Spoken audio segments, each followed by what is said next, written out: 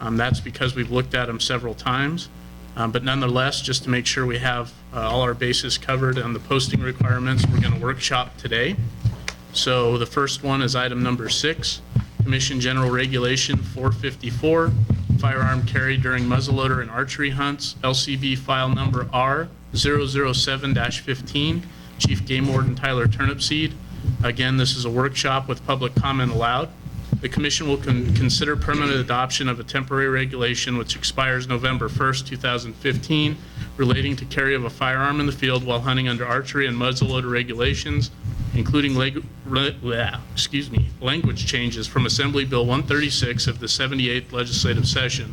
The regulation will change NAC 503-142 and 503-144 to allow the carry of personal protection handguns while archery and muzzleloader hunting. The regulation was in response to input from sportsmen and Assembly Bill 136 sponsor, Nevada Assemblyman John Ellison, to allow carry of firearms while archery muzzleloader hunting for protection from criminal activity and wildlife attacks. A workshop on the temporary reg was held on November 14, 2014, and adopted February 7 of 15 at the Commission meeting. At the workshop, the Commission discussed different alternatives to handgun carry restrictions and the need for archers to carry handguns during archery-only season. The language was updated to reflect the changes requested by the Commission by allowing a person to carry a handgun that is not scoped and has a barrel length less than 8 inches. The language change clarified the type of handgun to be carried in the field during archery-only season. Further language changes were added as a result of Assembly Bill 136 to allow handgun carry during muzzleloader season. An additional workshop was held August 7th of 15 at the Commission meeting, and no further changes were made. Chief Turnipseed.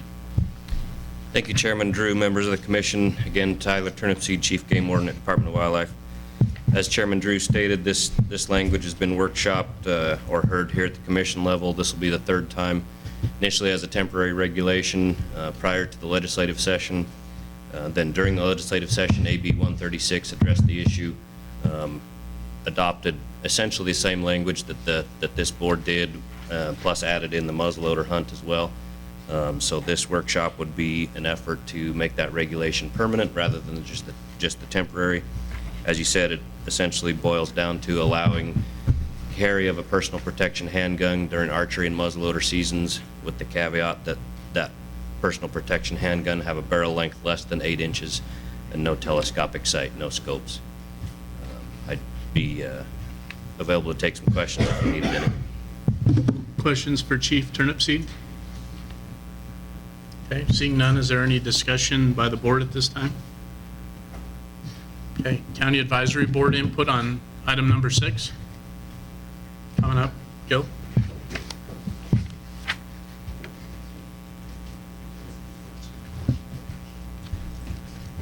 For the record, Gil Yannick, Carson Advisory Board. The board discussed this issue and voted to support it.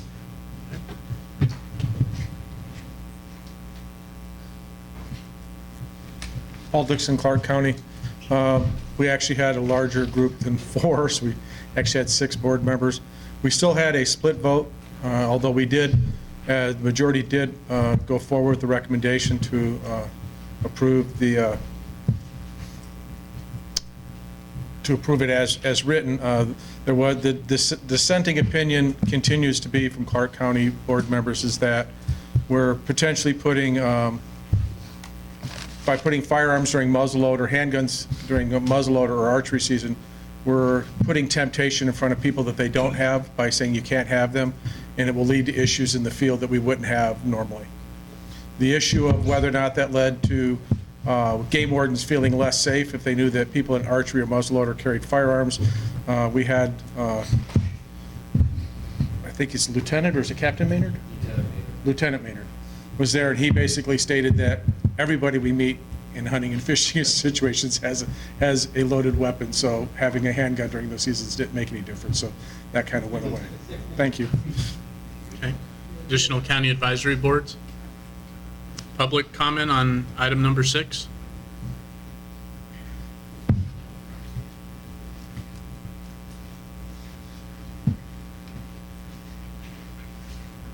Thank you. My name is Ralph Willits. As far as the safety of the law enforcement officers go, it's certainly going to be increased because there's going to be people in Nevada, just Clark County and Washoe County, there are a little over 73,000 CCW permits that have been issued. So that means there's that many people in this state that have been vetted and are decent people. Also, there's going to be the other people that are decent people out there with the firearms. They're going to be protecting those guys that are out there by themselves, the law enforcement officers. And we all know that their cover units are sometimes hours away. So they're decent people out there. They're going to be out there just to protect themselves, but they're also going to be like the truck drivers that come to the aid of troopers that are in trouble and all that. As far as if there was any unlawful use, it's going to be the same thing whether they're hunting with the tag or not. There's going to be different size holes. They're going to obviously investigate the carcass to see if it's a 50 caliber hole or a 38 caliber hole or a hole with blades from archery. I don't think it's an issue. They're still going to do an investigation whether the guy had the handgun there, whether this is adopted or not. Thank you. Thank you. If you'd leave your card right there, we'll get that for our recording secretary. Thanks for bringing that up. Additional public comment in Las Vegas? Item number 6. Okay, how about Reno? This is for firearm carry. And Elko? Okay, given that, I'll bring it back to the board. Are there any suggested changes or further discussions before I close the workshop on this regulation?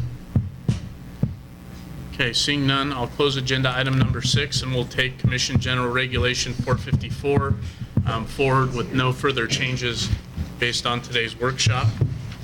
That will be up tomorrow. That'll bring us to item number 7, Commission General Regulation 455, Trapping Questionnaire Deadline and Trapping License Valid Dates, LCB file number R008-15, Management Analyst 3, Maureen Hollinger. Workshop, public comment will be allowed. The Commission will consider permanent adoption of a temporary regulation which expires November 1st of 15 related to trapping questionnaires and trapping license valid periods. The regulation will add language to specify the valid period of a trapping license as July 1 through June 30th. The regulation amendment will also update the trapping questionnaire deadline language, changing the deadline from April 30th to May 31st, making it consistent with other department questionnaire language. The amendment includes adding authority for the department to prohibit the purchase of a subsequent trapping license when a trapper fails to return a questionnaire. This amendment will allow the department to administer the trapping questionnaire process effectively in regard to trapping season as established by the Commission, prohibiting sale of trapping license until the previous year questionnaire is provided.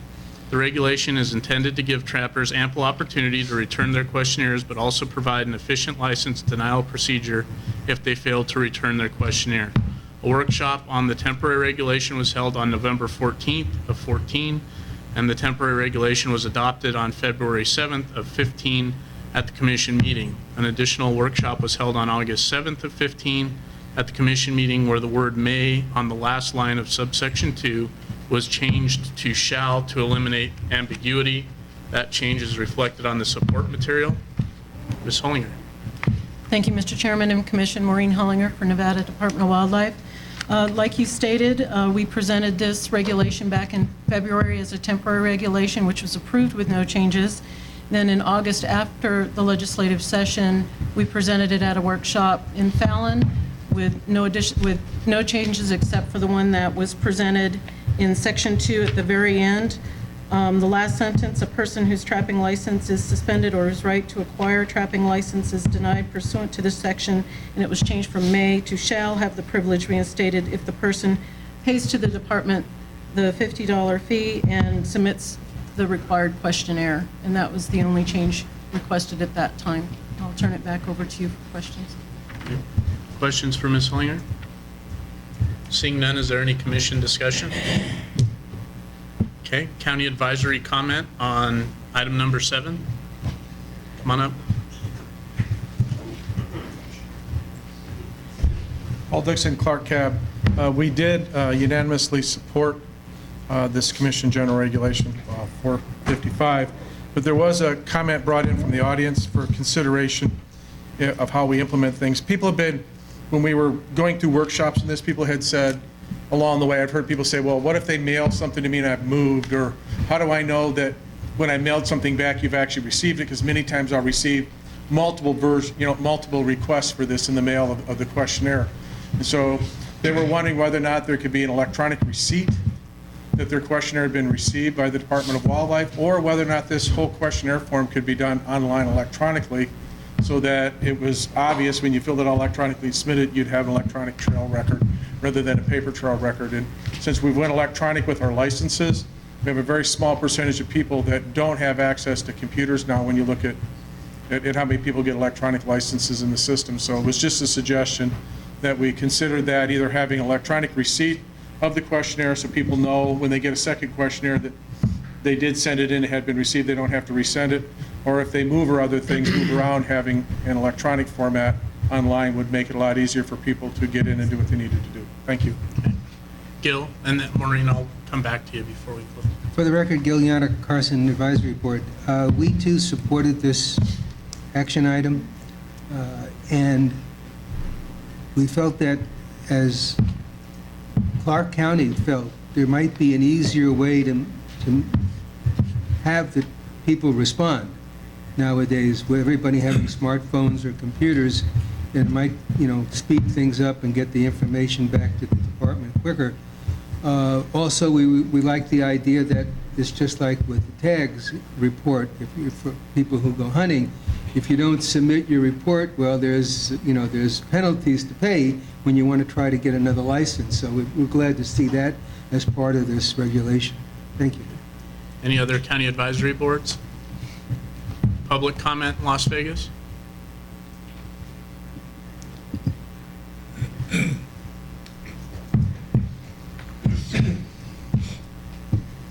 Hi, for the record, Stephanie Myers, Lee Canyon, Mount Charleston. The operative sentence is failure to return this questionnaire within the period or to submit any false information on the form is cause for suspension. And then it goes on to say that someone is going to get it reinstated if they just pay a few dollars and submit the form. I have two questions. First of all, how is anybody going to know whether it's submitting false information or not? And two, does it mean that on May 31st, okay, let's say June 2nd, somebody says, gosh, I'm going to get it suspended, so I'll just pay this small fine and complete the questionnaire. Does that mean that automatically they're reinstated in a period of 2 days, or do they get suspended for a year? Thank you. Those are my questions. Thank you. Additional public comment? How about Reno? This is item 7 on trapping questionnaire deadlines. Okay, go ahead and state your name. Yes, good afternoon, Fred Wilson, record. Enforcement mechanisms need to have real consequences to deter unwanted and unacceptable behavior. Suspending someone's trapping license for just 1 year if you fail to report how many animals you killed or any other information in doubt to know from trapping licensees represents an insufficient deterrent. Time for reinstatement needs to be extended to 3 years before there's a possibility of license reinstatement. Additionally, the license should not be automatically reinstated upon completion of items 2A and 2B. If the license has other problems complying with laws and regulations from other endowed purchase licenses, that behavior does necessarily impact whether a traffic license will be reinstated. Submitting the form of relations information is explicitly stated as a cause for suspension, but what type of audit or quality check will it be by NDOT to determine whether submitted information is correct or not? The $50 administrative fine is insignificant and needs to be increased to $250 if it is to have the necessary deterrent effect. Given the historic enforced submission rate of kill information by a small number of licensed trappers in the state, there is a significant problem with timely and accurate data that must be resolved to genuinely protect wildlife species' best interests, especially the non-target predators. Thank you. Okay, thank you. Additional public comment, Reno?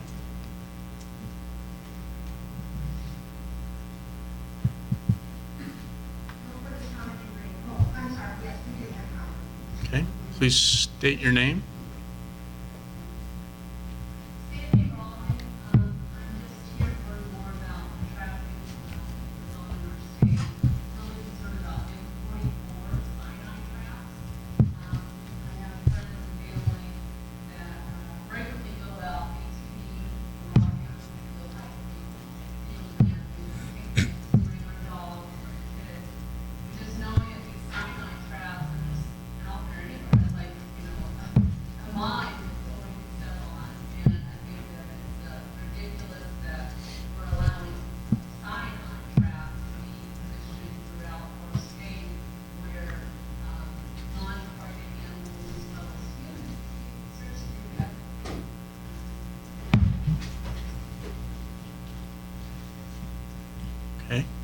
Any other public comment in Reno? And remember, we need to be specific to item number 7 on the questionnaire deadline and valid periods. Is that all in Reno? Okay, That's it in Reno. thank you. How about Elko? No comment in Elko.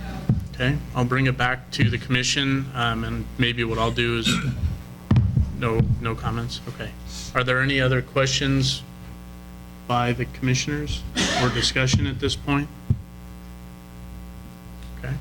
Any suggested changes before moving out of this workshop?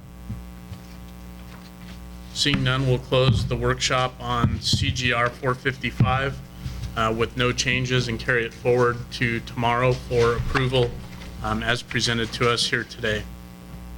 With that, we'll open agenda item number 8, Commission General Regulation 456, Special Incentive Elk Arbitration Panel, LCB file number R031-15, Game Division Administrator Brian Wakeling. Again, this is a workshop. Public comment will be allowed. The commission will consider permanent adoption of the temporary regulation which expires November 1st, 2015, relating to amending NAC 502.42283, by which the commission may facilitate decisions by the appointing or serving as the arbitrary panel should arbitration of elk incentive tag awards become necessary and other matters relating thereto. A workshop on the temporary regulation was held March 20th of 15, and the temporary regulation was adopted May 15th of 15 at the commission meeting. An additional workshop was held August 7th at the Nevada Board of Wildlife Commissioners meeting. An additional workshop was held. That's a redundant statement. So with that, no further changes were made at the workshop. Mr. Wakeling. Thank you, Mr. Chairman, members of the commission. This is a process that the commission adopted under temporary NEC. We've also had the opportunity to use this process once already through the arbitration process back in June. While this does not outline the process, the specific processes used under the arbitration, it does direct the commission to do so. The commission has already done that, and other than that, I really don't have anything more to elaborate on besides what's already been presented. Okay, any questions of Mr. Wakeling? Hearing none, County Advisory Board inputs on agenda item number 8.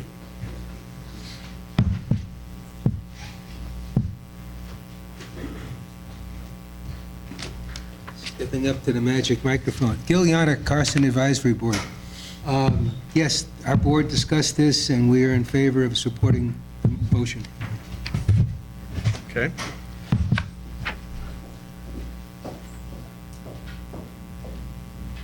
Mike Reese from Clark County. Yes, we did discuss this, and it was a unanimous. We were all in favor of it.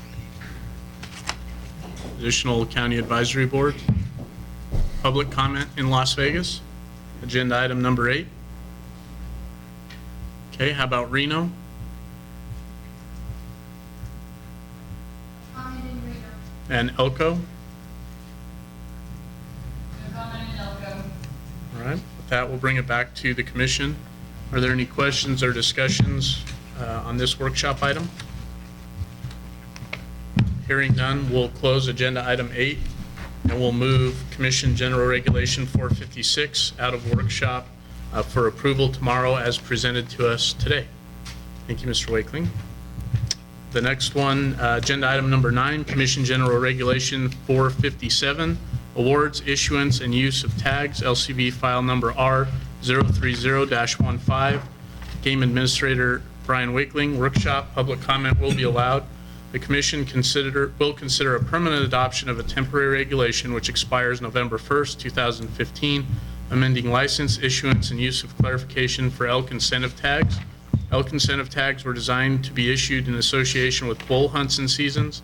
Subsequent to the initial NRS and NAC adoption, spike hunts have been developed, and antler tags do not clearly denote the appropriate quota or season for which the incentive tags are intended. The amended formula will account for harvest of spike elk, but identify seasons for incentive tag use and other matters relating thereto. A workshop on the temporary regulation was held March 20th of 15, and temporary regulation was adopted May 15th of 15 at the commission meeting. An additional workshop was held on August 7th at the commission meeting, and the definition of TSH was changed to read the total number of spike elk harvested in spike-only hunts in the previous year in the unit or units within the management area or areas in which the private land is located. The new language inserted was in spike-only hunts. This is to make clear that the TSH would be limited to the total number of spike elk harvested in the spike-only hunt. Mr. Wakely. Thank you again, Mr. Chairman, members of the commission. This is another, it basically deals with the same special elk incentive tag issues, only a different aspect of this is the actual awarding of the tags, the formula by which we calculate that award. What this was brought to our attention originally about a little over a year and maybe about a year and 2 or 3 months ago. It actually came from the White Pine County Advisory Board. Had pointed out this discrepancy existed. We spent a fair bit of time working on this throughout last fall, in addition to the workshops identified within this, the description you read, Chairman Drew. And the only modification we really come out with that is the one that you pointed out, trying to clearly identify that the total spike harvest that we're looking at is the spike harvest that occurs during the spike-only hunts. So I think this is probably a rule that has spike-only written in it more frequently than any other thing in the world that I'm aware of. All right, just a quick question. Based on the change we made last time, you haven't had any epiphanies as to why that language doesn't work? Mr. Chairman, the language that was inserted at that time clarified it very well, and it should do exactly what it's intended. Okay. Additional board questions or comments? All right, seeing none, County Advisory Board input on item number 9. Come on up, Gil.